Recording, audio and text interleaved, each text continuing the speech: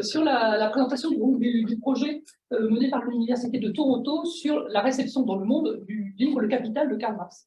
Donc nous avons ici, cet après-midi, Monsieur Ducamp, Jean-Emmanuel Ducamp de l'Université de Lyon, le promoteur de du projet à l'Université de Toronto, qui est Monsieur Musto, là-bas, et donc Madame Marco Belli.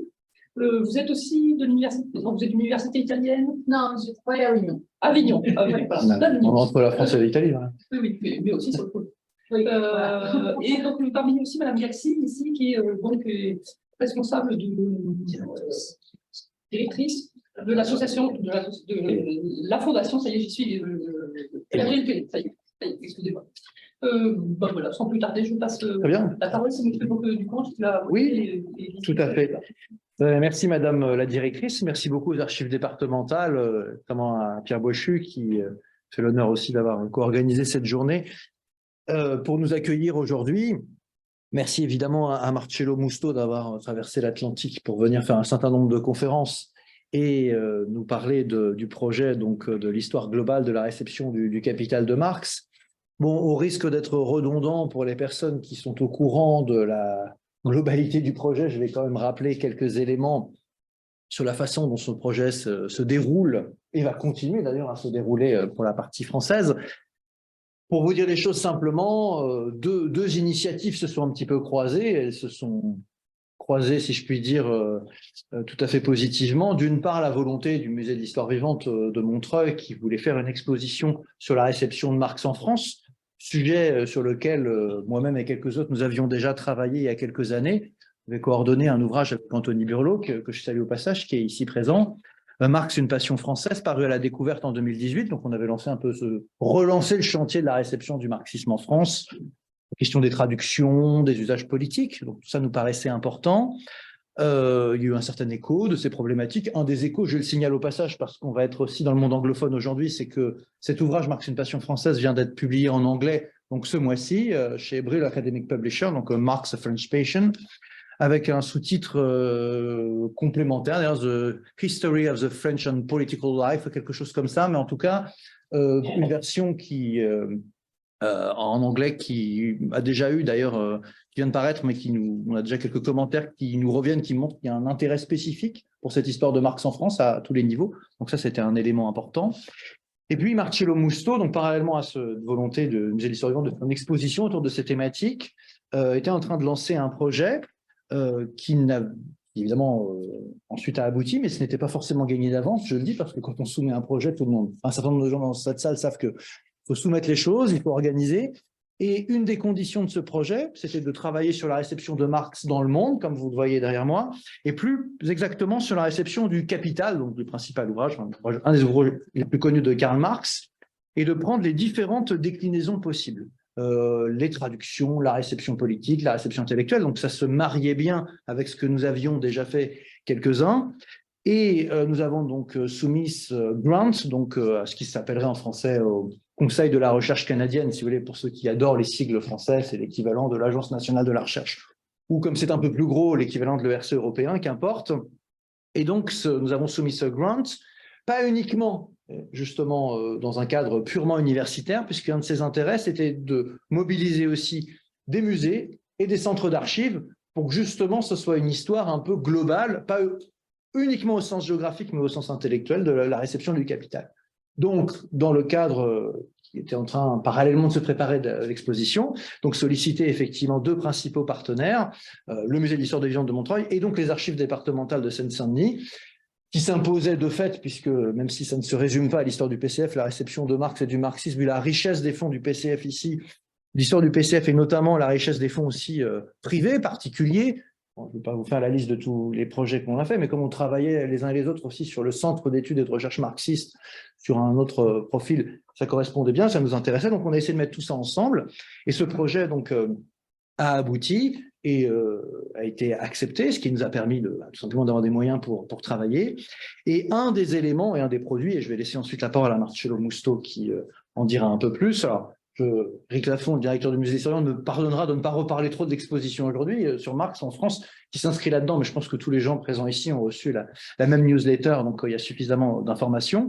Mais pour dire un mot, et je passe ensuite la parole à Marcello Musto, sur les déclinaisons de comment ça va se traduire plus concrètement. Une des grandes traductions, qu'elle aussi travaillé Elisa Marcobelli, c'est de faire un ouvrage qui a vocation à être un peu de référence, voire exhaustif, sur la réception de capital dans le monde, en traitant pays par pays, ou zone géographique par zone géographique selon les cas, et bien comment le capital a été traduit, discuté, commenté, et peut-être dans la discussion, je dirais quelques mots sur la partie française, puisque c'est moi qui ai fait le chapitre sur la réception en France.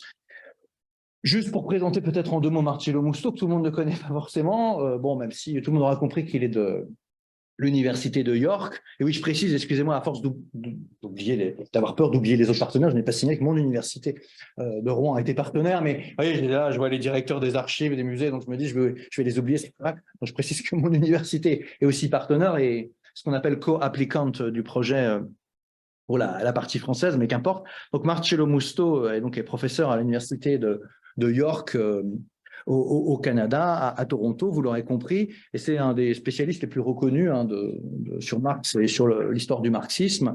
Parmi les ouvrages qu'il a publiés, bon, il y en a un certain nombre, je me permettrai juste de signaler que très récemment, il y a à peine un mois, la version française de son ouvrage sur les dernières années de Karl Marx apparu aux presses universitaires de France, traduit donc par Anthony Burlot. Donc c'est un ouvrage qui traite de la toute dernière période de la vie de Marx, de 1880 à 1883. Ce n'est pas de ça dont on va parler prioritairement cet après-midi, mais c'est un exemple aussi d'ouvrage qui fait référence, qui a été traduit dans une quinzaine de langues, et on est très heureux d'avoir eu l'occasion de l'accueillir au moment où son ouvrage paraît aussi en français. Il y a d'autres conférences ailleurs qui sont prévues autour de ça. Et je préciserai aussi que Marcello a publié beaucoup d'ouvrages autour de Marx, donc, à Cambridge University Press, un gros collectif sur The Marx Revival, et peut-être, tu me pardonneras parce qu'il y aurait d'autres exemples à prendre, il y a un ouvrage aussi qui correspond un petit peu à ce que nous sommes en train de faire sur le capital, un gros ouvrage qui a été réédité récemment en anglais sur les Grundrisse de Marx et la façon dont les Grundrisse ont été reçus dans différents pays du monde, même si c'est une version plus restreinte par rapport à ce qui est en train d'être préparé sur le capital. Bon, voilà. Cela étant dit, je voulais juste resituer un peu ce cadre-là pour tout le monde. J'ai donc passé la parole à Marcello Musto qui va nous présenter quelques éléments rapides de son projet en français, et puis après, selon la nature des échanges, on fera peut-être un peu de franglais ou non, d'anglais et de français, les deux belles langues traduites l'une après l'autre. Qu'importe. Merci encore d'être venu jusqu'ici et de nous faire l'honneur de présenter ce projet. Je passerai la parole sur la direction, les directrices du projet aussi présentes, Elisa Marcobelli, que je présenterai ensuite. D'accord. J'oublie pas. Merci beaucoup, merci à vous pour l'invitation, merci Jean-Noël Cange. Je suis désolé, je parle en français de vacances et j'ai beaucoup de frustration parce que je voudrais parler de beaucoup de choses, mais je ne peux pas.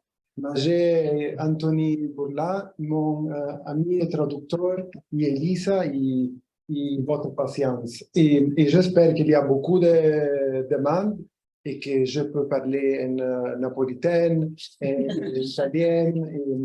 Je vais préciser la région d'origine exacte, même si vous avez compris. Donc, j'ai organisé ce travail collectif sur le Grundrisse, qui est la première équiste de la capitale, publié dans l'an 2008. Et j'ai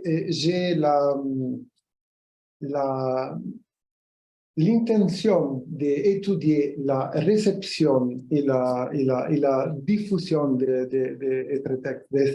ces textes dans le monde.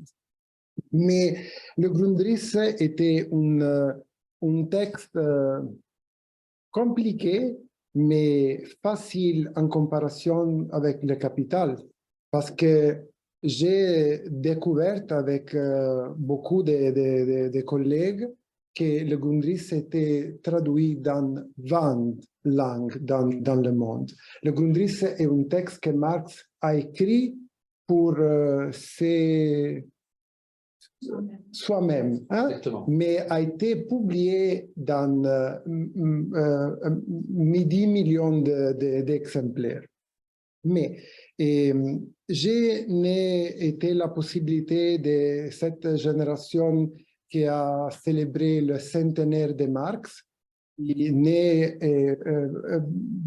Était la fortune de la génération qui a travaillé dans l'international avec Marx, mais j'ai été la possibilité de célébrer le 150 ans de tous les œuvres de Marx.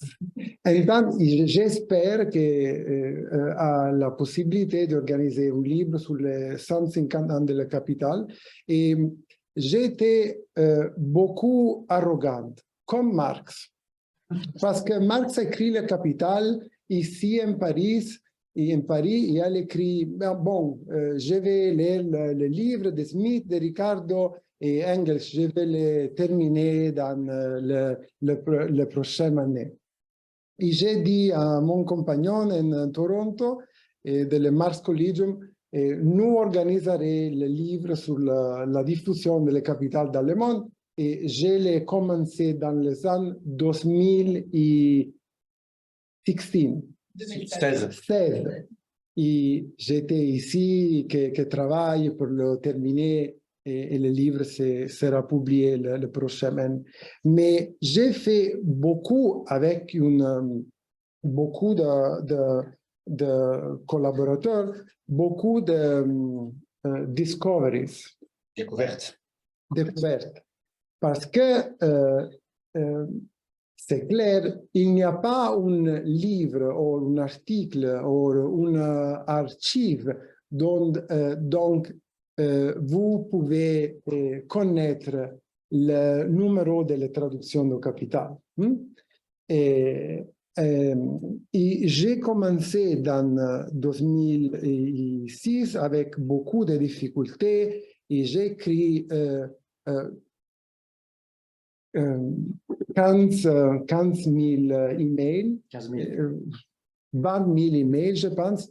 Je ne compte les emails avec ma mère, non, seul email sur le livre. Et dans ce travail, j'ai rencontré Jean-Thomas Ducange. Je le connais parce que j'ai lu le travail, le précieux travail que Jean-Thomas a fait et je l'ai demandé d'écrire chapitre. Mais j'ai vu qu'il y a une commune investigation d'entendre qui est Karl Marx, qui est Marx. Parce que le mot Karl Marx, le nom Marx, est une signification très différente. En Inde, en Argentine, dans les années 1930 ou dans l'année décade 1980, etc., etc. Et Jean-Thomas, qui a été très important pour le projet, parce que Jean-Thomas est un organisateur. Et je l'adore parce que Jean-Thomas est un organisateur. Il n'est pas un intellectuel français ou italien, ou non seul de ce type. Mais Côté germanique. Oui. Mais Jean-Thomas aussi m'a régalé la possibilité de travailler avec Elisa. Et Elisa est fondamentale pour le projet. Et c'est tout ce que j'avais préparé, c'est ce que ma française me permet de faire. Je l'ai présenté la grande, et c'est también mi première fois avec le PowerPoint, qui est une humiliation, mais je le précise pour m'aider à On parle plus facilement d'argent dans le monde anglophone. avec français. C'est la chose plus importante. La première chose, c'est l'argent. Et nous sommes un partenariat qui est en process de publier ce livre qui s'appelle Le Handbook de Marx le Capital, histoire globale de traduction, dissémination, diffusion, non? Et réception.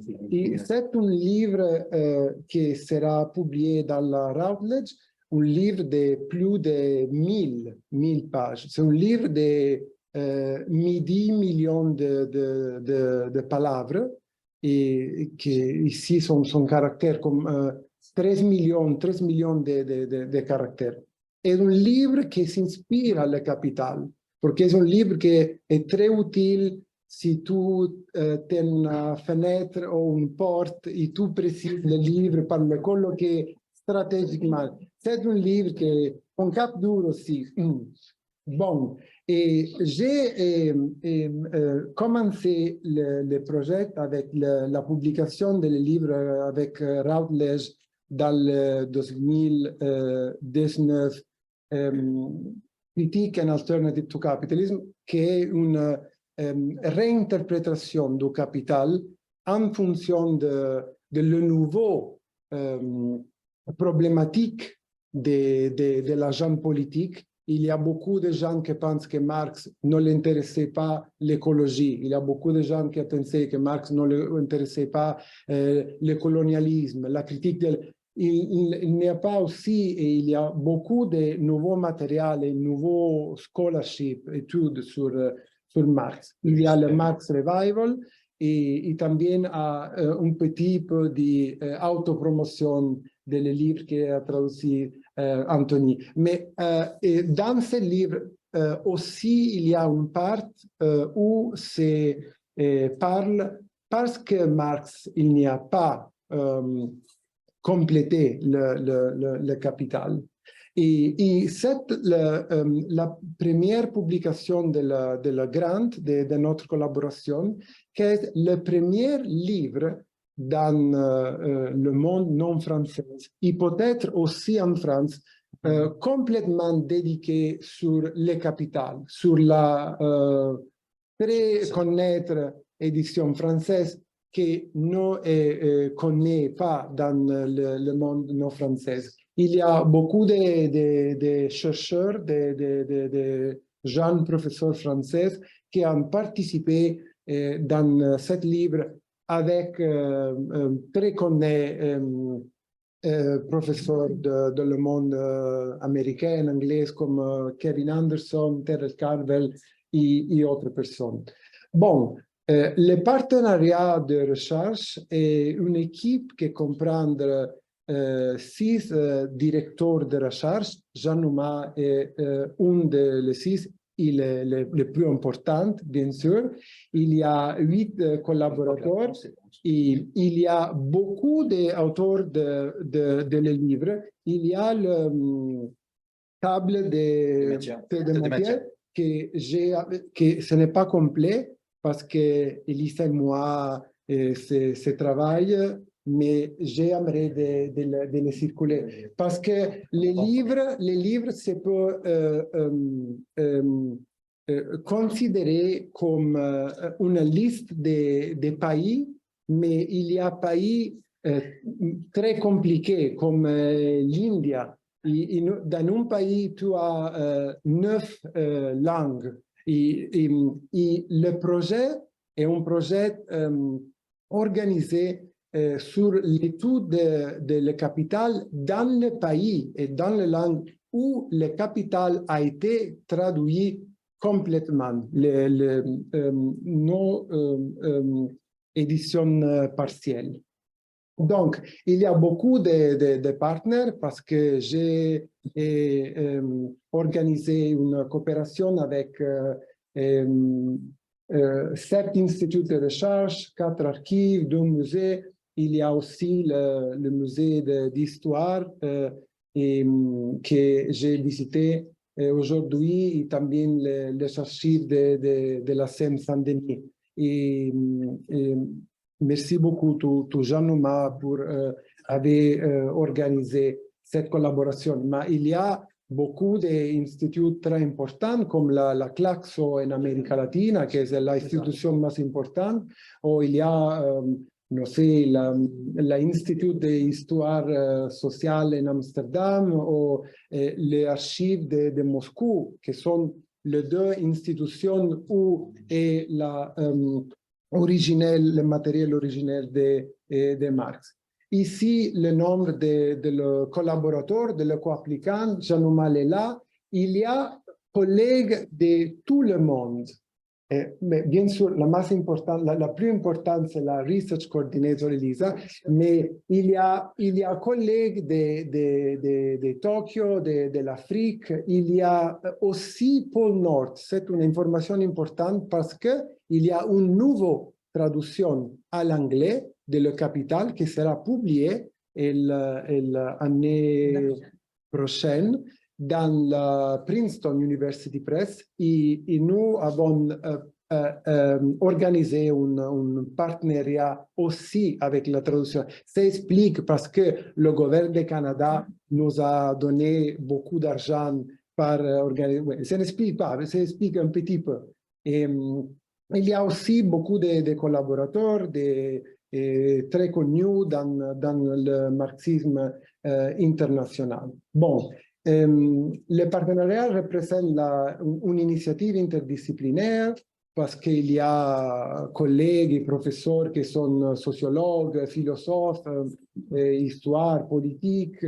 Et c'est comme fonctionne la structure de gouvernance et l'intégration de l'expertise. Il y a beaucoup de pays. Elisa est la coordinateur de cette structure. Il y a la nécessité, bon, maintenant nous avons complété le travail, mais il était groupe de thématiques et régionales, géographiques. Et a été une expérience unique. Bon, c'est mon bébé, c'est mon créature. Et vous savez que bon, mon livre est le plus important, hein? Mais c'est très, très difficile de rencontrer une histoire et aussi une histoire d'un livre tant important et traduit. Et l'unique exemple que j'ai trouvé, il y a dans le Biblic Studies, comme c'est l'étude biblique, mais il y a beaucoup de gens qui travaillent en Rome sur la traduction de la Bible dans le monde. Et bon, et c'est l'organisation comme nous avons organisé le travail. Et donc, il y a une reconstruction de la diffusion mondiale du Capital, toutes les traductions du Capital. Elisa le va à présenter avec une meilleure française, mais aussi tout le reprint de Le Capital et aussi le numéro de copies, d'exemplaires de Le Capital. Et un projet très, très compliqué. Clairement. Aussi, il y a une analyse du débat théorique parce qu'il y a dans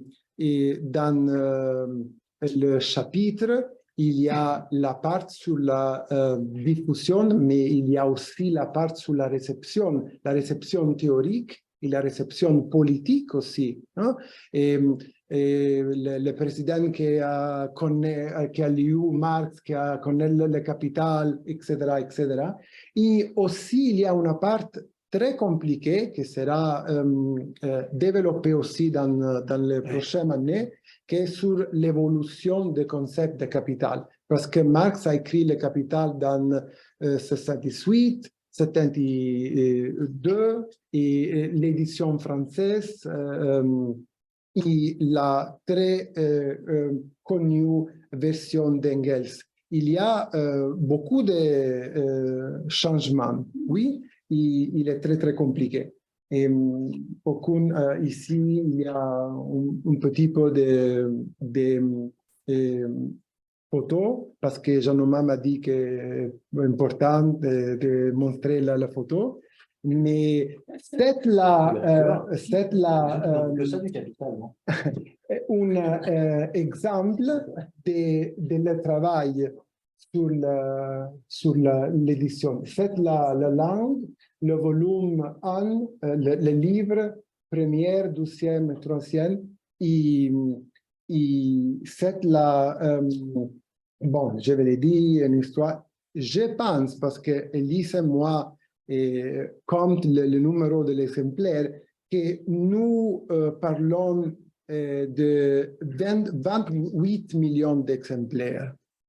C'est un numéro unique, c'est un numéro absolument exceptionnel pour un livre comme Le Capital. Et ici, il y a autre représentation de la chronologie de la traduction du Capital.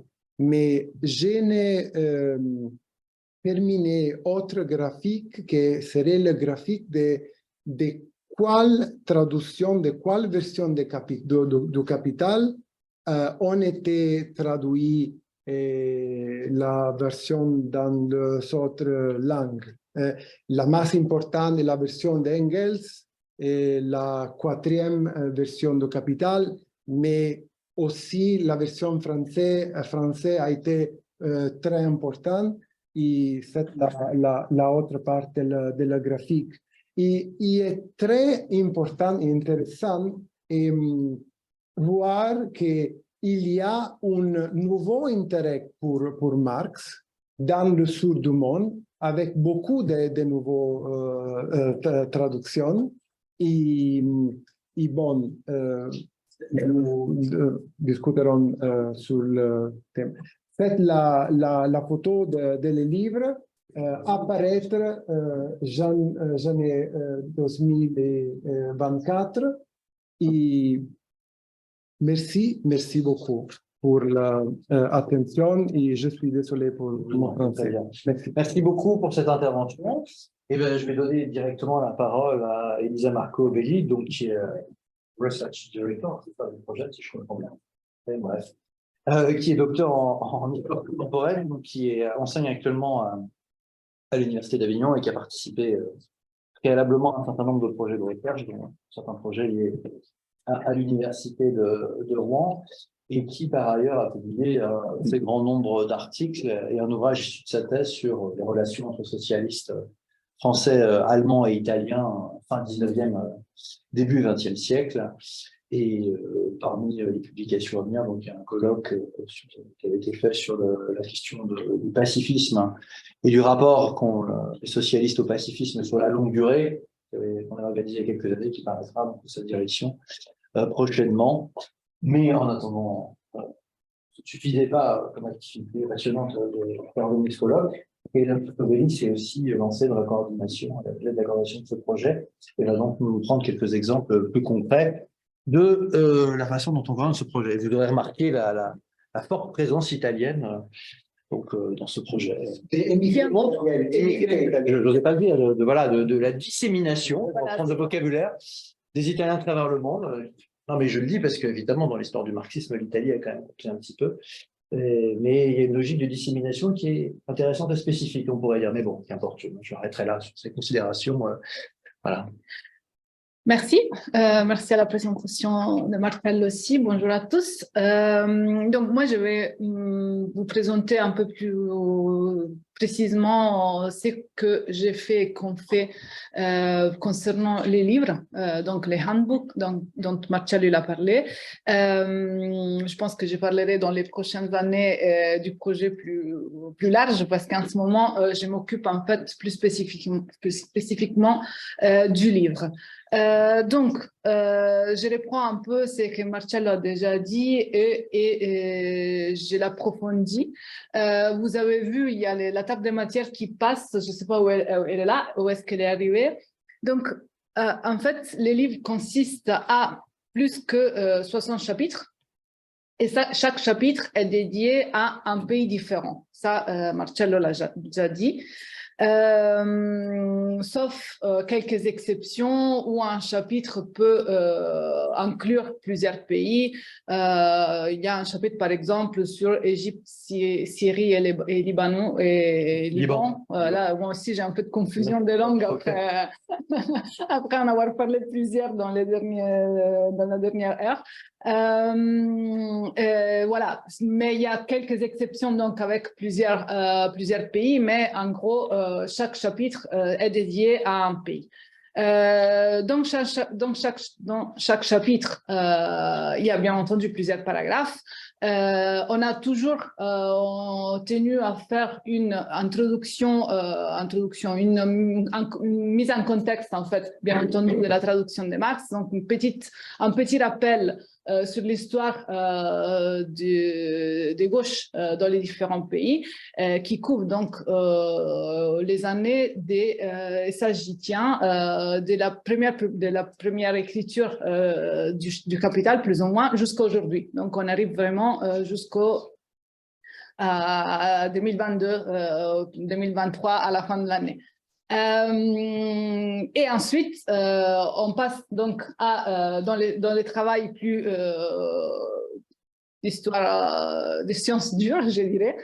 Donc vraiment de la collection des informations autour des différentes traductions du Capital, des différents volumes du Capital et leur analyse. Marcello l'a déjà dit, donc ça nous intéresse aussi de voir comment il s'est diffusé, mais aussi comment il a été reçu. Donc il y a toujours aussi un paragraphe ou plusieurs paragraphes sur les livres les plus importants, les livres les plus importants qui ont été écrits dans les différents pays sur Marx, sur le marxisme, sur le Capital. Donc ça, en gros, pour les contenus de chaque chapitre.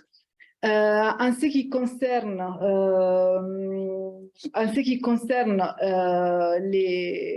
la collecte des informations sur les capitales, cela a été bien entendu à la partie d'un côté la plus mécanique, de l'autre côté la plus difficile, de l'autre côté encore aussi la plus marrante de quelque manière. Parce que Marcello l'a dit, en fait, nous avons recherché les différentes traductions du Capital. Donc, dans chaque pays, il y a eu, pas dans chaque pays il y a eu, mais il peut y avoir eu plusieurs traductions du Capital. Donc, en fait, notre bibliographie s'articule autour des différentes traductions.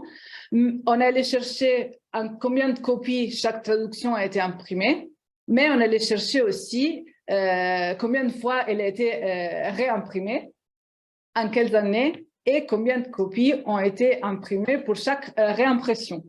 Donc, vous pouvez vous imaginer que, bon, il s'agit d'un travail de fou, en fait. C'est un travail assez énorme.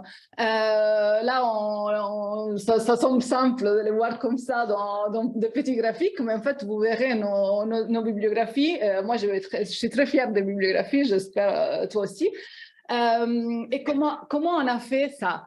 Alors, bien entendu, pour chaque chapitre, Marcello, parce que moi je suis arrivée après à chercher les spécialistes les plus importants, les plus spécialistes en fait de Marx et du marxisme dans les différents pays.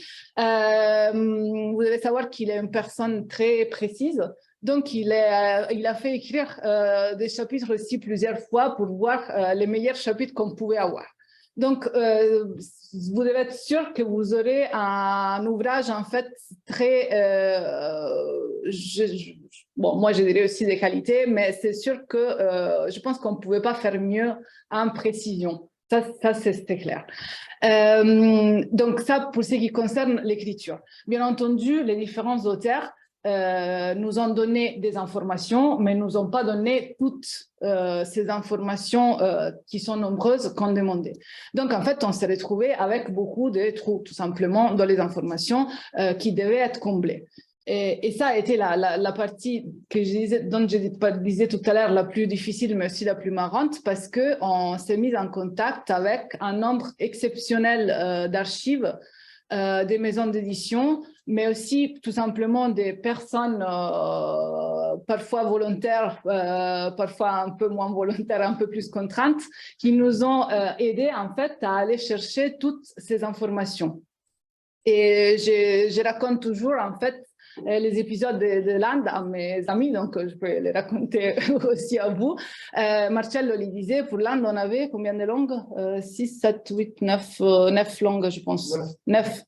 On avait 9 langues, je ne sais pas si... Oui, Kannada, Odia, bon, Telugu, Tamil, non, Punjabi, Hindi, Marathi, voilà. Que ça, ce sont toutes les langues dans lesquelles les capitales ont été traduites en Inde. Pour aller chercher les numéros de copies dans les archives indiennes, pardon, on était en contact avec des étudiants en Inde qui allaient pour nous dans les archives à chercher les numéros de copies. Là, j'ai fait l'exemple pour l'Inde qui était, je pense, le plus complexe en fait, au moins de mon point de vue. Mais on a fait ça pour tous les chapitres. Et on est arrivé donc à les 8 millions d'exemplaires dont Marcello parlait, à peu près. Bien entendu, pour certaines années, ce n'était tout simplement pas possible d'avoir l'information. Qu'est-ce que je voulais dire encore?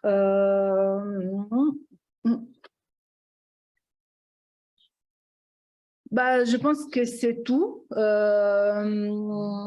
Oui, c'était... En tout cas, oui, moi, je suis très contente de faire part de ce projet parce que je me rends compte qu'on a entre les mains quelque chose d'assez particulier. Les graphiques vous aideront les lecteurs à voir en fait tout ce qu'on a pu faire, mais encore une fois je le répète parce que ça c'est par contre mon petit bébé, aussi si c'est aussi le tien, nos bibliographies en fait contiendront toutes les informations avec date d'édition et numéro de copie et bien entendu nom des différents traducteurs l'un après l'autre. Donc vous pouvez regarder toutes les informations dans les graphiques, mais aussi tout simplement les lire dans les différentes bibliographies. Bon, j'ai parlé beaucoup de numéros parce que c'était la chose la plus difficile à collecter pour moi. Bien entendu, les textes seront des textes des spécialistes, des plus grands spécialistes de Marx, du marxisme dans les différentes parties du monde. Donc, pas j'imagine parce que je l'ai lu, je sais que c'est aussi un livre qui est tout simplement intéressant à lire, pas seulement au-delà des informations sur les éditions et sur le numéro de copie. Je pense que moi, j'ai fini. Très bien. Voilà. Merci beaucoup. Alors, peut-être s'il y a déjà à ce stade des questions, interrogations éventuelles sur la façon dont le projet fonctionne, sur des questions un peu plus, soit précises, soit plus générales sur cette histoire donc de réception du capital en France et dans le monde. Dans la France, qu'est-ce qu'on dit? Vous aurez compris que ça concerne toute une partie du globe. Madame la directrice. En quelle langue a été publiée l'édition originale du Capital, c'est vous, et dans quelle langue? Le livre 1, Hambourg 1867 en allemand. Sachant que ça n'a pas été trop évoqué, je te passe la revenir, c'est qu'évidemment, dedans, il y a tous les inachevés, donc notamment le 2 et 3, qui sont postérieurs, travaillés par Engels, avec tout ce que ça implique en termes éditorial. Je dirais quelques mots ensuite, ça bref, sur le chapitre sur la France, puisque lui, il est finalisé, c'est bon, là. On a fait beaucoup de versions. Donc, qui est un bon exemple de ça, justement. Julien, je sens que Julien a quelque chose à dire sur ça. Non, peut-être pas. Julien Schultzwil, qui est historien. Déjà, je pense qu'il faut saluer l'édition mongole qui a quand même traduit le livre 2 avant le livre 1, ce qui est audacieux, d'un point de vue commercial. Non, ma question, c'est sur les questions des exemplaires, parce que ça m'arrive de chercher ces informations-là dans les années 30. Ouais. Pour une maison d'édition dont je faisais partie à l'époque, et on n'avait pas les informations sur ça. Combien d'exemplaires on avait sorti de tel livre de Rosa Luxembourg dans les années 30. Donc je me pose la question sur comment, est-ce que réellement ça existe en fait ces informations dans tous les cas? C'est ça que... Alors, ça n'existe pas dans tous les cas. Comme je le disais, il y aura des années où forcément on n'aura pas cette information parce que les archives ont été détruites, par exemple, ce qui nous fait beaucoup de mal avec une maison d'édition italienne, la plus importante d'ailleurs, où il n'y a pas d'archives apparemment. Mais beaucoup de maisons d'édition nous ont envoyé leurs fiches aussi pour les années 40, 50, 60 avec avec date d'édition et numéro de copie. Donc ça, je n'ai reçu la dernière du Mexique, du Front de Culture Économique du Mexique il y a 3 jours. Il m'a envoyé les messieurs 7-8 fiches avec date de publication et numéro de copie pour tous les tomes des 3 volumes du Capital. Donc oui, si, l'information existe. Il y avait, je crois, Marcello peut rajouter, il y avait quelqu'un qui avait d'autres qui avait c'était monsieur, non? J'ai peut-être une vision. Mes camarades, la carte de Mongolie est très importante et très compliquée parce qu'il y a rien ici. L'édition en mongol que nous indiquons ici dans le charte, c'est la traduction mongole qui a été faite en chinois, en Chine. Mais il n'y a pas la traduction mongole qui a été publiée dans la Mongolie. D'accord, Mongolie. Il y a Mongolie. Il y a 2 traductions différentes parce que la Chine, comme l'Union soviétique, ont publié beaucoup de traductions en autres langues. Et c'est une traduction par le chinois. Et la chinois traduit par le russe. Et je connais l'aspirant traducteur de la capitale mongole beaucoup d'années dans la méga. Et il était prohibé de traduire le capital dans l'original allemand. Le capital fut traduit dans l'original allemand seulement depuis la fin de la Mongole socialiste. Mais la Mongole socialiste était la traduction qui fut traduite et exportée de Moscou. Oui, là, il n'y a que les premières traductions. Donc, en fait, la traduction mongole, elle n'est pas dans ces graphiques-là. Celle faite en Mongolie.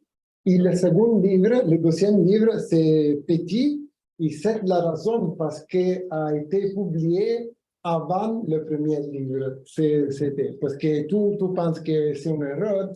Il y a beaucoup de demandes et contacter personnes, gens intéressés dans Marx, le marxisme, Mongolie aujourd'hui, c'est très compliqué. Mais c'est une bonne question parce que c'est une question qui nous permet d'expliquer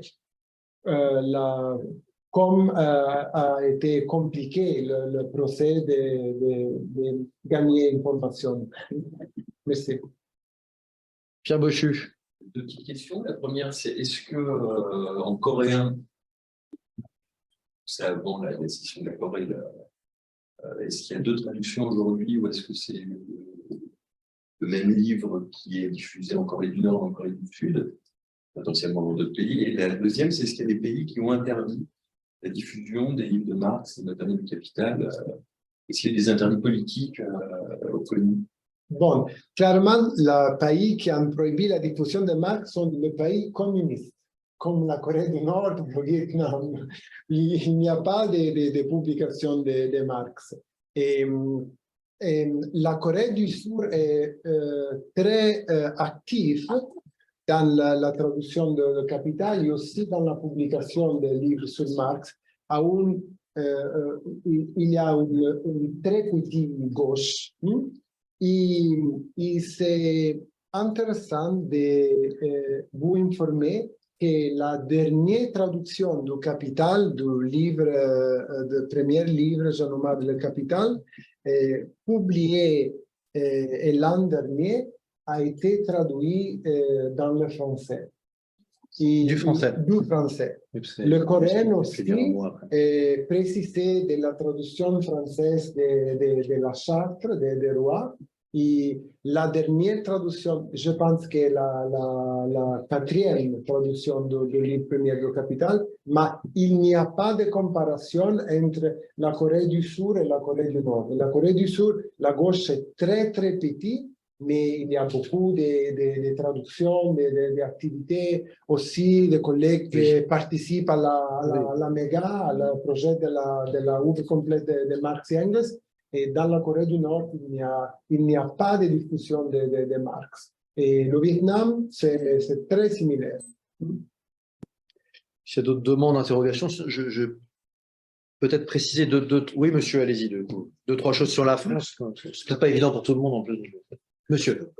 Le Fondo de Cultura Económica en Amérique latine, c'est pratiquement la seule édition que j'ai connue en espagnol. Et je n'ai jamais connu d'autres, tout au plus du pays où je viens, c'est le Chili. Il y a eu une réédition en 1972. Mais sinon, je souhaitais vous poser la question suivante. Est-ce que dans votre ouvrage, vous avez référencé par pays quelle a été la version, dans quelle langue la version originale qui a été traduite pour chacun de ces pays? Parce que ça, c'est intéressant. J'ai oublié de le dire, c'était un de mes points, c'est pour ça que je cherchais quelque chose encore. Et le point de départ. Voilà, j'ai oublié de dire, oui, on a aussi cherché toujours à savoir de quelle langue a été traduit. De quelle version, en fait? Et de quelle langue version? et de quelle version? Bien sûr. Oui, non, mais de quelle version? Oui, c'est aussi. Bien sûr. Ça paraît très tardif, Indonésie 2004. Si on reste sur, Oui. j'imagine que la traduction en langue, est-ce que vient de dire après la question, Oui, bien sûr. c'est ça. Ah, mais... À quel moment en Indonésie on peut lire le Capital en chinois, en anglais? Oui, voilà. Bien sûr. Parce que c'est ça aussi qui renseigne sur la diffusion de l'œuvre auprès de la population dans un pays, dans un certain contexte. J'imagine qu'en Indonésie, c'est bien avant 2004. Il y a 7 traductions dans l'espagnol, 7. Et l'espagnol est très compliqué parce que c'est l'autre exemple de l'hindi. L'hindi, il y a un pays avec beaucoup de langues. Et en espagnol, il y a une langue, mais publiée dans Uruguay, Argentina, Mexico, Espagne et dans beaucoup d'éditions. Et Eric, il y a beaucoup de marxisme sans Marx. Beaucoup. Sans Marx. Il y a aussi beaucoup de Marx sans le Capital. Et c'est très intéressant. Je pense que le livre est une possibilité pour ouvrir une nouvelle étape de l'étude sur l'histoire du mouvement ouvrier et du marxisme, mais non le marxisme imaginaire, Marx, le Capital, mais concrètement, où a été traduit le Capital? Quelle version? Et aussi, il y a une réception petite ou il y a une fortune de l'œuvre de Capital. C'est très, très intéressant. Et un pays communiste, con un mouvement communiste très fort comme l'Indonésie. Des plus puissants du monde en 67. Mais il n'existait pas Marx. Jean Quétier, pardon. Excuse, non. Il n'existait pas de vocabulaire marxiste, pas de vocabulaire marxiste ou d'économie marxiste, pas de vocabulaire. Je m'excuse. Jean Quétier, qui participait au volume sur Marx et le Capital. Je me demandais, est-ce que vous avez aussi répertorié les publications d'extraits? Parce que j'imagine que dans un certain nombre de langues, le Capital est publié par extrait d'abord avant qu'il y ait une publication intégrale du livre 1, du livre 2, du livre 3. Oui, bien sûr. Oui. Et là, dans le tableau, c'est la publication à chaque fois intégrale, c'est ça? Ça, c'est la publication complète, en fait. Et bien entendu, il y a eu les éditions partielles et on a répertorié aussi celle-là, celle-ci. Et aussi les livres comme Cafiero, comme Kautsky. Je voulais dire après sur la France. Eric, pardon. Mais dans la bibliographie, vous pouvez lire l'édition partielle du Capital avant la publication du livre entier. Depuis, nous avons décidé d'éviter que le texte c'est too much, trop textuel. Et il y a beaucoup de théories et d'histoire politique et d'histoire intellectuelle dans le texte. Oui. Donc, c'est une question très importante l'édition partielle, mais avant la traduction complète. Depuis, il y a sujet pour autre groupe de fous qui Éric, puis-je donnerai quelques indications ensuite sur l'édition française. Dans votre enquête, là, gigantesque, dans les réponses nombreuses, est-ce que vous avez enregistré, imaginez peut-être, ce qui peut être comme première réponse en disant non, le capital, c'est pas telle date, mais en revanche, on a publié d'abord le manifeste. Donc, voilà, parce que tout à l'heure, pour ce que pose la question de Pierre Bochu, vous aviez, savoir est-ce que le capital a été interdit dans un pays, l'édition de capital, une traduction de capital dans un pays. Il y a souvent une première approche, je ne sais qu'elle n'est pas réelle, et qu'on dit du manifeste que c'est un texte politique, un outil politique, alors que le capital est trop long, trop compliqué à lire, c'est très dangereux, il y a quelques intellectuels. Oui, bien sûr. Donc ça joue beaucoup pour les pays, pour les dans des complètement combat idéologique. Tout à fait. Est-ce que vous avez donc enregistré ces réponses pour mesurer peut-être qui du manifeste, qui du capital a été parce que, et puis là, la dernière chose, c'est quand on regarde le nombre d'exemplaires vendus d'un ouvrage, dans les tops, donc la Bible, le Coran, le troisième ouvrage le plus diffusé dans le monde, le plus vendu dans le monde, c'est le petit livre rouge, Mao Tse-tung. Voilà. Et donc, moi, j'ai regardé, j'ai cherché, parce que comme le petit livre rouge en Chine était réel, j'ai cherché à savoir à quel moment arrivait le capital en Chine. Je n'ai pas trouvé. Après, il y a le petit livre rouge et après, voilà. Donc, c'est aussi de savoir un peu la Chine. Est-ce qu'ils ont relativement, apparemment, peu diffusé le capital, ou peu traduit le capital, et pareil pour le manifeste. Est-ce qu'il y a des réponses dans le chapitre Chine? Les spécialistes parlent de ça, abordent cette question-là.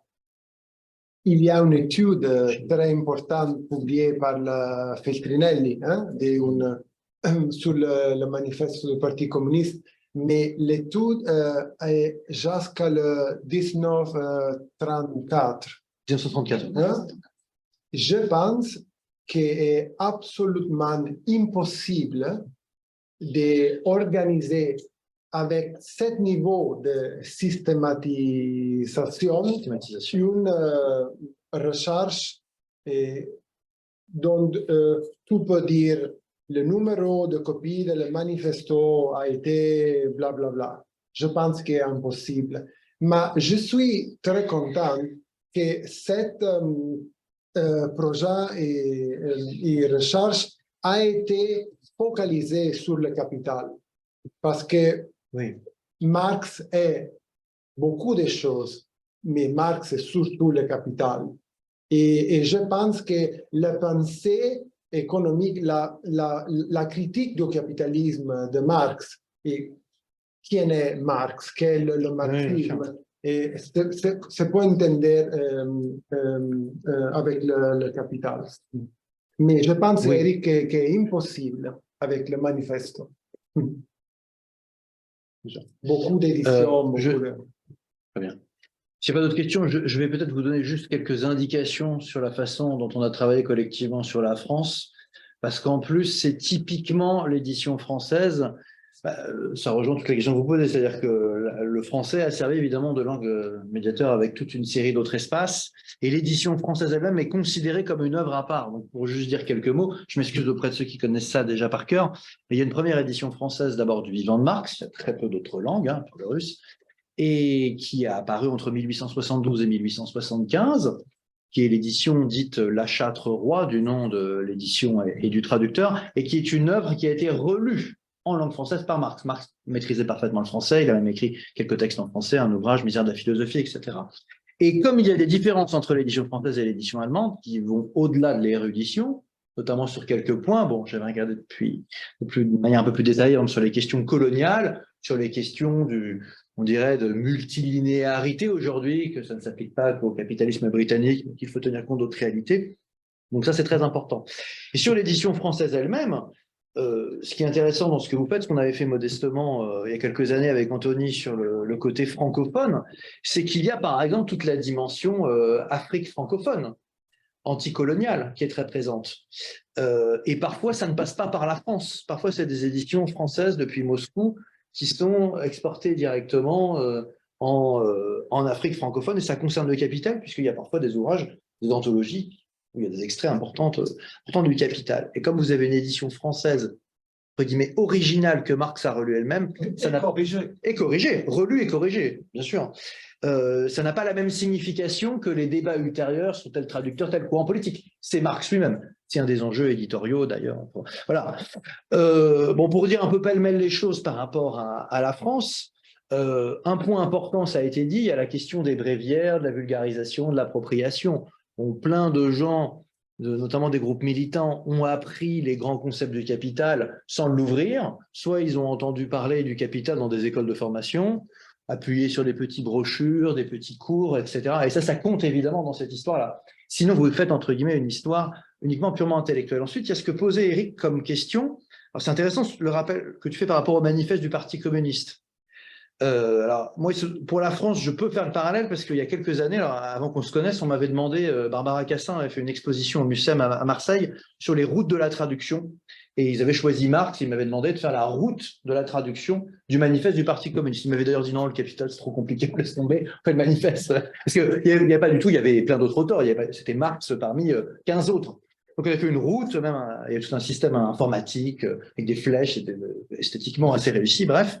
Moi, je m'étais occupé des différents aspects éditoriaux. Et là, c'est incomparable, y compris pour des raisons politiques, des raisons de taille. Mais la particularité quand même du Capital, c'est qu'il y a une envergure de l'histoire et de la réception au niveau politique et théorique qui est d'une certaine manière pas comparable avec le manifeste. Et il y a un côté, effectivement, dès le départ, jusqu'à une période récente, même dans ses versions les plus caricaturales, c'est que le Capital est un peu considéré comme un ouvrage de référence au-delà des rangs de la gauche, du mouvement ouvrier. Il y a toute une tradition libérale, de droite, conservatrice, qui considère que le Capital a des développements intéressants. Et la figure la plus emblématique, bon, dans le chapitre, il y a tout un truc sur le rapport de Aron au marxisme. Aron discute très sérieusement des lectures althussériennes, et il n'a pas, en plus, philologiquement, toujours tort, c'est le moins qu'on puisse dire, sur certains points. C'est pas inintéressant, mais ça pose la question du statut politique de l'ouvrage, parce que c'est pas le même.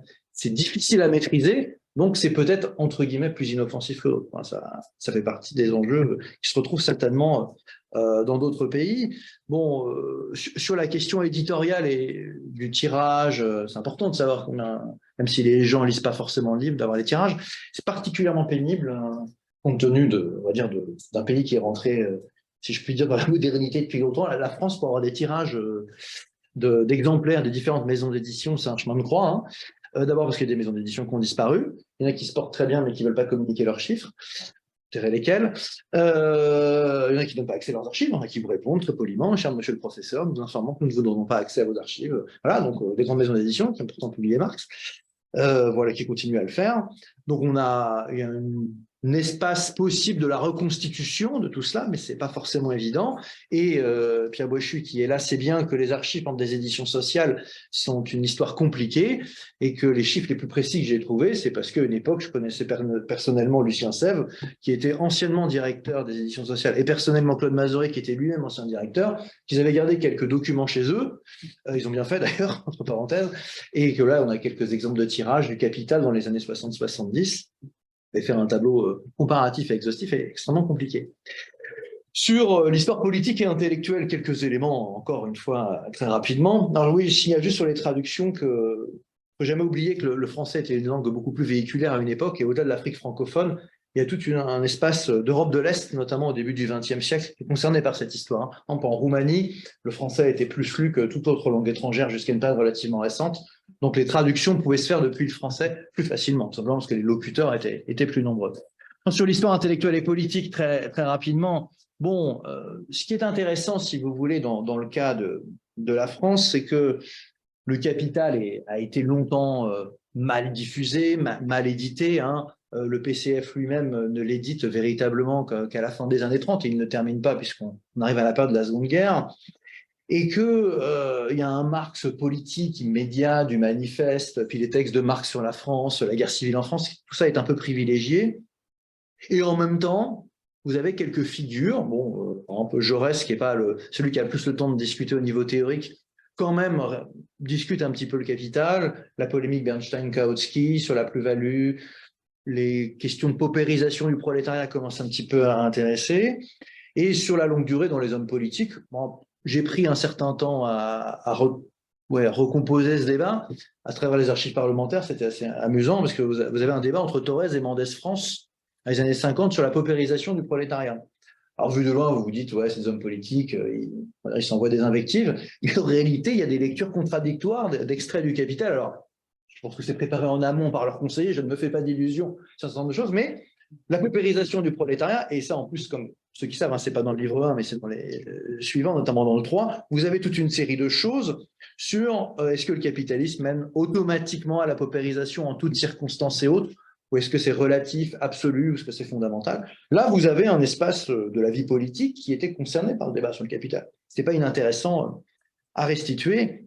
Et puis évidemment, alors de manière plus classique et attendue, il y a une histoire intellectuelle des débats autour du capital avec le grand moment qui va des années 60 jusqu'aux années 1990, hein, qui va en gros de lire le capital d'Althusser et de ses acolytes jusqu'à notamment la reconstruction qu'a opéré Jacques Bidet, que je salue au passage, sur la métastructure et la relecture du capital dans les années 1980. Tout ça est évidemment présent et c'est indispensable. Ce qui est peut-être plus singulier par rapport à d'autres projets intellectuels, c'est qu'on essaye de mettre tous les paramètres. C'est-à-dire militants, politiques, intellectuels, éditoriaux, et on se bute, à chaque fois, chaque élément, on bute sur parfois des problèmes de données élémentaires et factuelles. Et bon, la France n'est pas le cas le plus simple, mais ce n'est pas le cas le plus compliqué non plus, donc je sais que par vous qu'il y a beaucoup de cas très intéressants et compliqués. Il y a le cas de l'Algérie, hein, vous parlez de la France, entre guillemets. Puisque quid de la traduction en arabe, mais en fait c'était le français qui faisait longtemps office, les militants socialistes et communistes disaient le français. Enfin, tout ça est extrêmement compliqué, il y a peu d'archives, si j'ai bien compris. Et vous avez, parmi les pays les plus compliqués, il y a la question algérienne, si je puis dire. Donc ça pose des questions sur l'interface avec le monde colonial en plus. Donc voilà, et puis sur d'autres...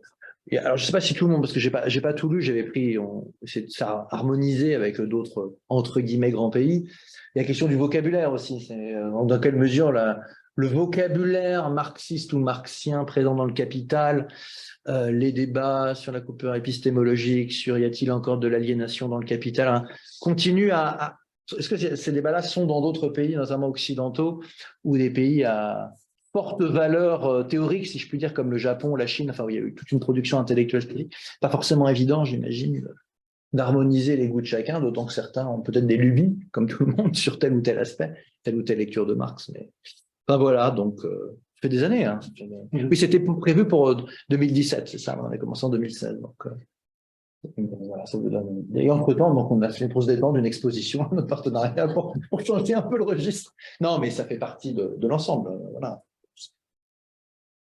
Oui, bien sûr. Juste une petite phrase sur les archives, le travail de Marie-Cécile Bougie, oui, qui avec des sources un peu originales oui, bien sûr. Des chiffres de diffusion, bien sûr. Plutôt des catalogues. Oui, on a repris. Aussi, oui, c'est cité et mentionné. C'est pas forcément les maisons d'édition qui ont des chiffres. Après la gestion des droits, par exemple, est-ce qu'il ne peut pas y avoir une source possible quelque part? Non, alors, j'ai un devoir de réserve sur les pratiques de la Bibliothèque nationale de France. Je dirais rien, mais il y a un problème avec la conservation des tirages par les maisons d'édition. Certains ont été balancés, considérant que ça ne servait à rien. Donc, on a des archives qu'on a perdues, qui ont été liquidées. Marie-Cécile Bouju, qui est une chercheuse qui travaille, tout le monde ne la connaît pas forcément, sur l'histoire d'une maison d'édition, qui a fait une habilitation, diriger des recherches sur l'histoire éditoriale de manière plus générale. Très bien d'ailleurs, et on a un problème avec le dépôt légal. Vous savez, depuis 1945, tous les ouvrages français, normalement, sont envoyés à la Bibliothèque nationale et les maisons d'édition sont obligées de déclarer un certain nombre de choses. Donc c'est normalement plus simple après 1945. Vous avez des maisons d'édition plus ou moins bien organisées, mais vous avez, je vous dis, il y avait des archives du dépôt légal jusqu'à telle date et telle date. Il y a eu une pétition même pour sauver, et ça a été éliminés. Donc, on n'a pas eu le temps de tout récupérer. Il y a des choses qu'on a perdues. Voilà, donc, par mesure d'économie. Et après, il y a le bazar interne de toute une série de maisons, et il y a des maisons qui ne veulent pas donner leurs chiffres. Madame, et après... Bonjour à tous. Voilà, je représente ici une librairie associative qui s'appelle Livre en Lutte. On récupère beaucoup de livres chez des anciens communistes. Vitry. Qui ont parfois, des très bons, des responsabilités importantes dans le parti ou dans d'autres endroits. Et on a des livres très rares. Et donc, si ça peut vous aider, on est à disposition. On a des livres de Marx, mais on a aussi beaucoup de livres qui ont été écrits sur Marx. Voilà, c'est simplement pour vous dire ça. On est à votre disposition si vous avez besoin de certains ouvrages, voir si on peut vous aider. Merci beaucoup. Et je précise juste, avant de repasser la parole à Marcello, que Livre en Lutte, effectivement, on joue un rôle très important pour quelques chercheurs dont moi, où on se tourne régulièrement vers vous pour trouver des éditions très rares ou des ouvrages disparus. Voilà, enfin, donc, oui, Robert, qui est toujours président de Livre en Lutte, non, je sais, tu es toujours président. C'est juste pour ajouter un mot. Nous avons environ 150 000 livres. Alors, quand je dis des anciens communistes, les faits sont toujours communistes, bien sûr. Voilà, la question des parents, il n'y a pas que des communistes. La question, c'est que, pour vous donner une idée, le premier donateur, ça a été la famille de Frédéric Juniot-Curie. Donc, c'est pas bien. Et puis d'autres. Bon, en fait. Donc, ces livres, ils sont sur des étagères. Mais les livres, c'est pas fait pour être sur des étagères. C'est pour qu'ils rentrent dans les têtes. Et on s'appelle les livres en lutte parce qu'on essaye d'être systématiquement dans les luttes. C'est les livres dans les luttes. Et donc, demain, comme très souvent, nous tiendrons une table de littérature.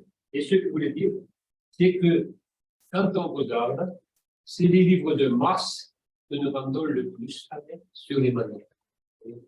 Voilà, tout ça pour dire que tout ce que nous avons, c'est pas fait pour rester libre. Alors, on vous le fait passer avec plaisir.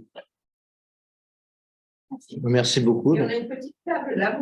Voilà, on peut déjà acheter un. Il y a un site internet, puis c'est multipôle maintenant, j'ai du mal à suivre, parce que vous ouvrez des librairies partout, mais en tout cas, à Vitry, le fief est à Vitry. Avec Rakuten. Et voilà, et ils sont très modernes, puisque vous pouvez acheter sur Rakuten.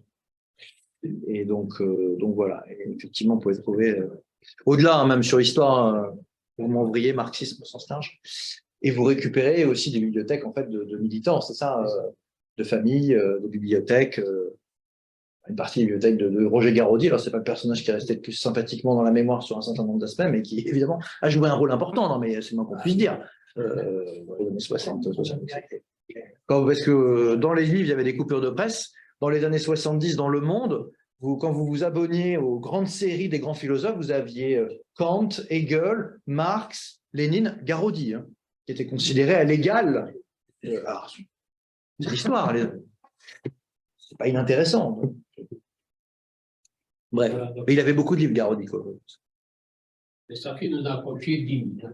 Voilà. Avec une orientation plus religieuse à la fin, mais ça ne vous a pas échappé. Bref. Il y a d'autres exemples de bibliothèques qui sont comme ça. Est-ce qu'il y a d'autres questions, interrogations, demandes de précision éventuelles? Donc évidemment, les archives départementales vont acheter 15 exemplaires du volume de Routledge. C'est pas cher les volumes de Routledge en plus. Non, mais peut-être, même si c'est peut-être pas officiel sans être trop précis, mais si je comprends bien cet ouvrage qui paraît en anglais, bon, pour des raisons évidentes que si on veut quelque chose qui soit international dans un premier temps, réellement, seule la langue anglaise le permet de le faire, mais il y aura d'autres langues probablement dans lesquelles il va apparaître, donc même si c'est pas encore sûr. Le livre va apparaître dans le chinois et le turc, en forme simultanée. Hein? Voilà. Et qui sont parmi les plus dynamiques. Hein, oui. éditorial. Et C'est incroyable. j'ai un process de parler avec éditorial pour une édition partielle du livre en portugais et en espagnol. Et j'espère en allemand aussi, parce que nous avons fait un travail très important Considérable sur l'Allemagne. l'histoire, mais il y a petit intérêt pour Marx en Allemagne aujourd'hui, et c'est un problème. Oui, bien sûr, parce que le paradoxe, c'est qu'effectivement, pour des ouvrages de cette ampleur, pour les, entre guillemets, les grands pays occidentaux, ceux que ça va intéresser, on se dit, ils vont lire directement l'anglais. La situation est tout à fait différente en Turquie ou en Chine, où il y a en plus, il y a beaucoup d'aides et une sorte de marché endogène et, qui fonctionne assez bien. Énormément d'ouvrages sciences humaines, même en langue française ou autour du marxisme, sont traduits en turc directement, plus rapidement que d'autres langues.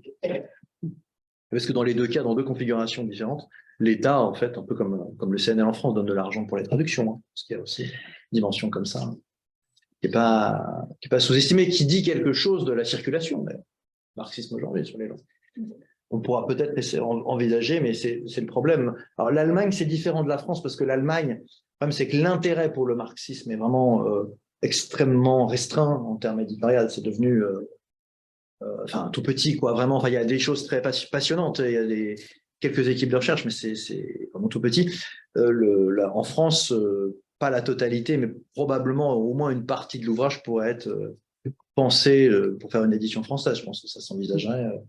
D'autant que il y a l'aspect, si j'ose dire, postcolonial, quoi. C'est-à-dire que le moins qu'on puisse dire, c'est que c'est de l'histoire globale, mais qui en plus met un peu en équilibre un certain nombre de langues, y compris, je pense que tout ce que vous avez exposé sur l'espace ex-soviétique, l'espace chinois, l'espace indien, la multiplicité des langues et de leur diffusion disent quelque chose de ce qu'a été le marxisme au XXe siècle, en plus. Continue à être en partie.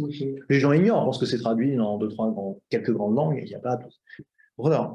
Et puis peut-être un travail autre, hein, ce sera de comparer avec d'autres grandes œuvres, d'autres grands auteurs du 19e siècle, s'il y a eu un tel niveau de traduction dans des langues, entre guillemets, ça pourrait être intéressant. Mais bon, vous avez déjà fini ça, c'est pas mal déjà.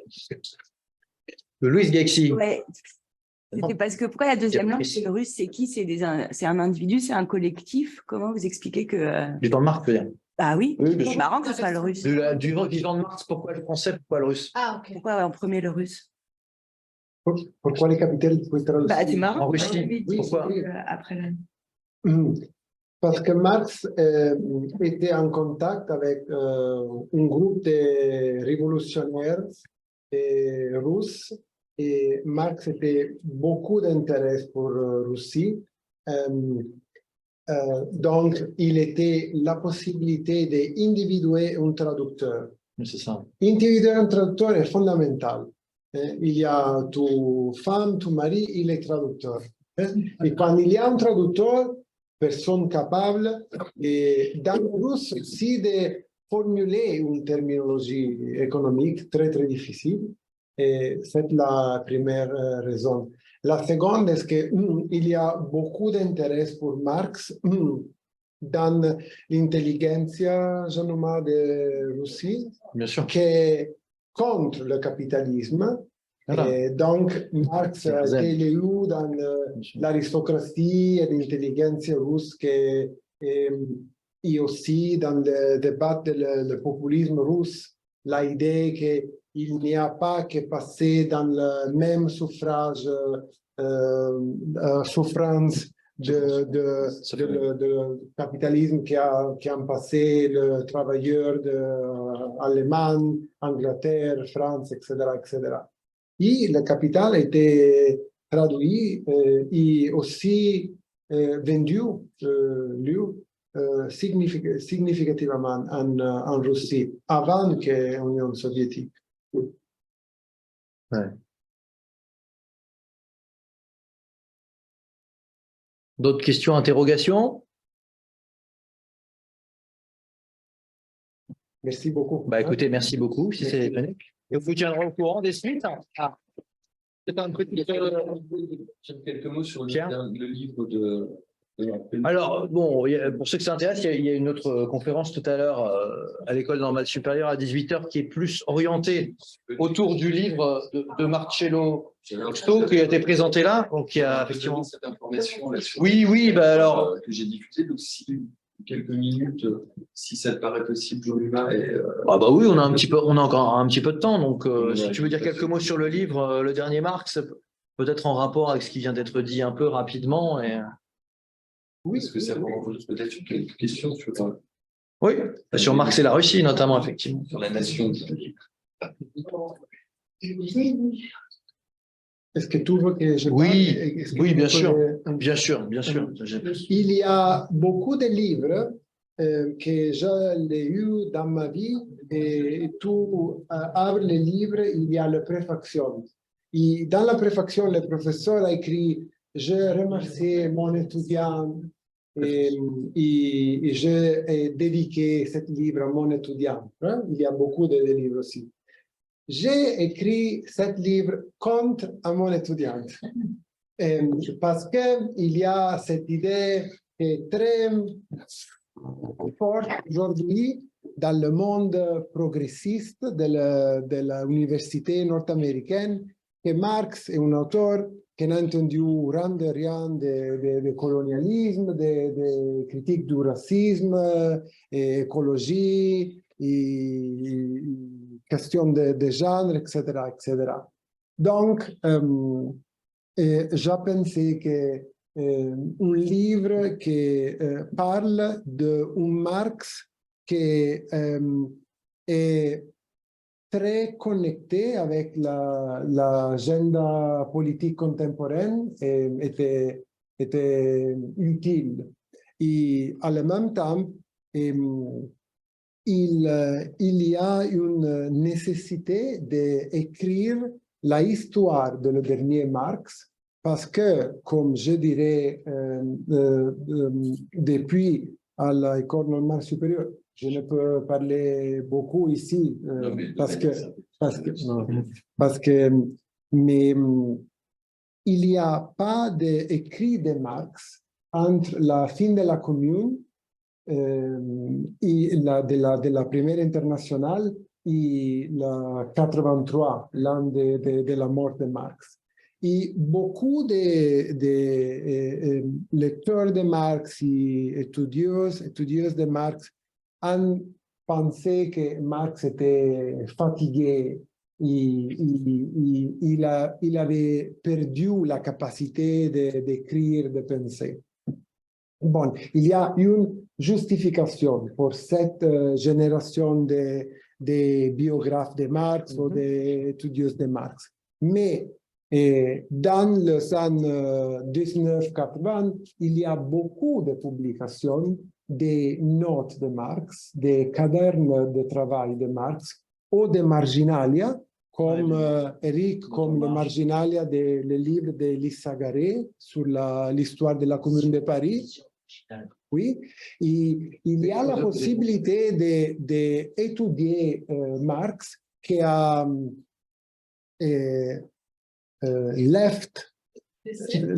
qui a laissé beaucoup de matériel. Et il y a aussi la possibilité d'étudier un Marx très intéressé pour la politique et un Marx qui ne apprend pas seulement avec les livres, mais aussi des nouveaux développements politiques de l'Europe et aussi de l'espace des États-Unis et de la Russie.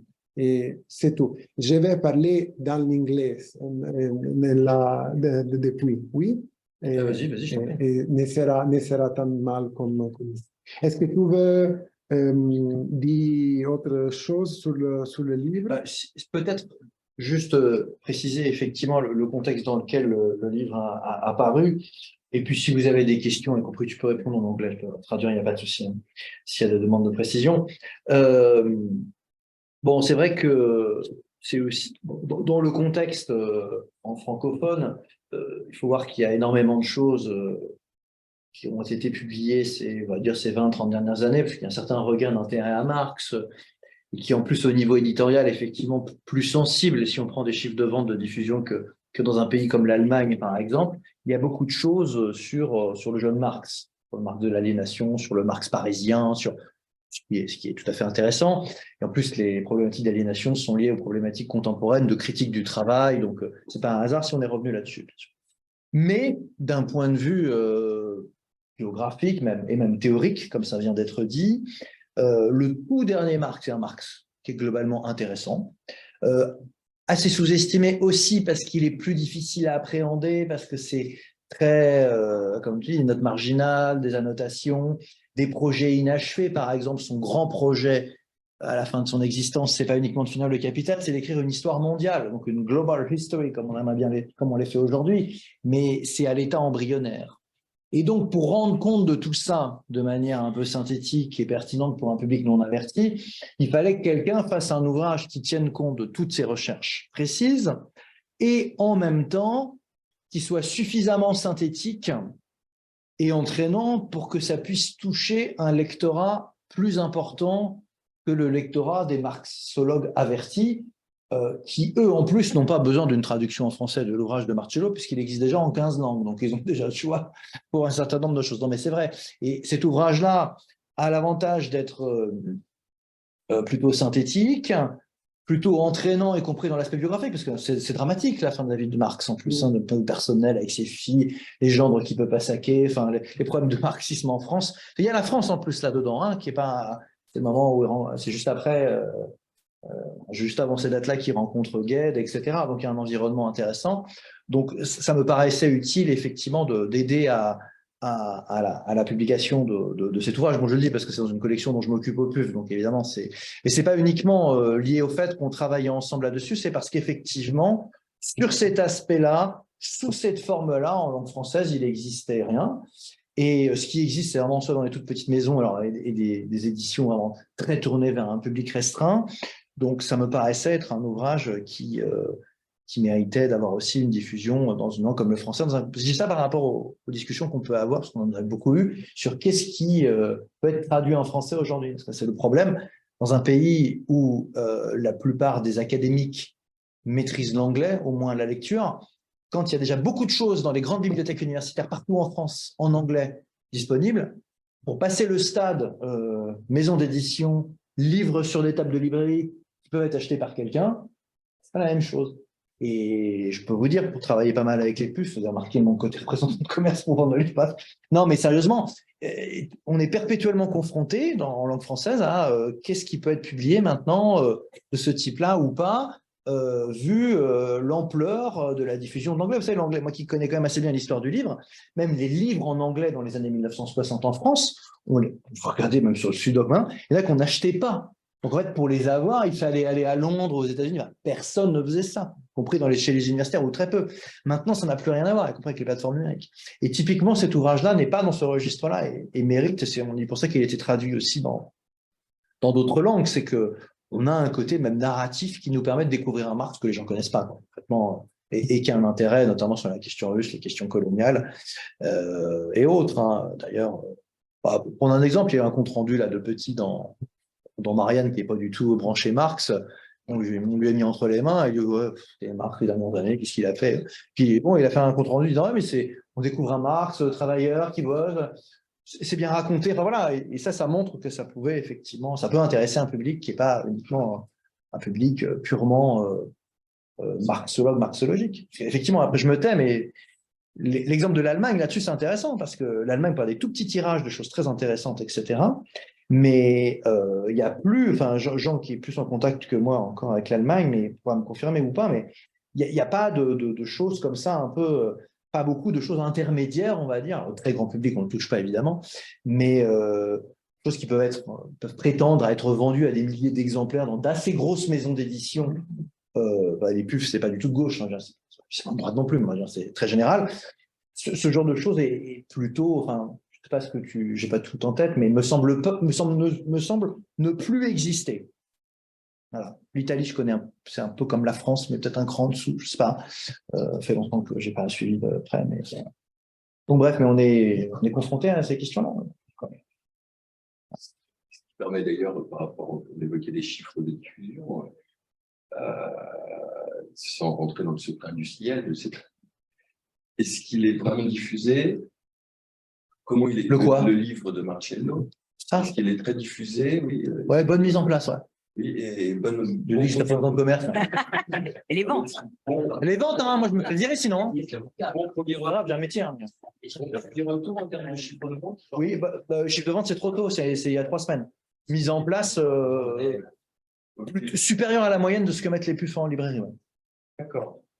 Ça veut dire que potentiellement, ils misent réellement sur. Oui, mais sinon, ils n'auraient pas accepté. Alors moi, je trouve les commerçants. Je suis pas spécialiste de Marx.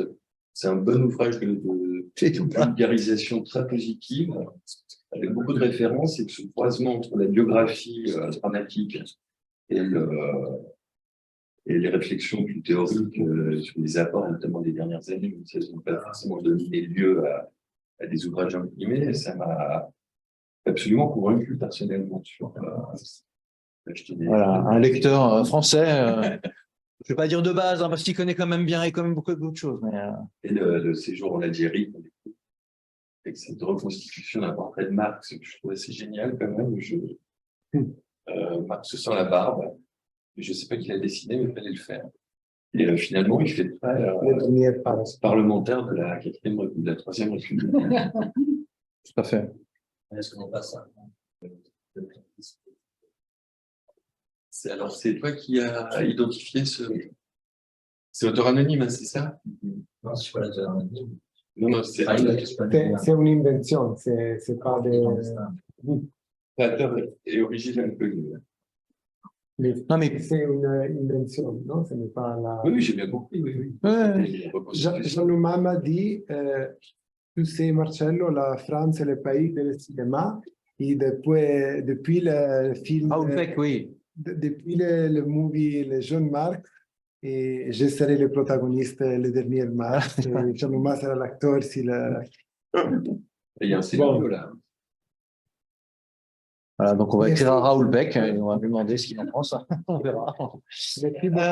Merci à vous. Et donc, de toute façon, les uns et les autres, pour ceux qui sont au courant, des activités, par différents clics de diffusion, que ce soit la Fondation Guillaume Perret, l'archive départementale ou d'autres, on vous tiendra au courant des avancées des projets et des projets éditoriaux qui pourront être liés et scientifiques qui pourront être liés à tout ce qu'on vient d'exposer. Voilà. Merci à vous et à bientôt. Merci.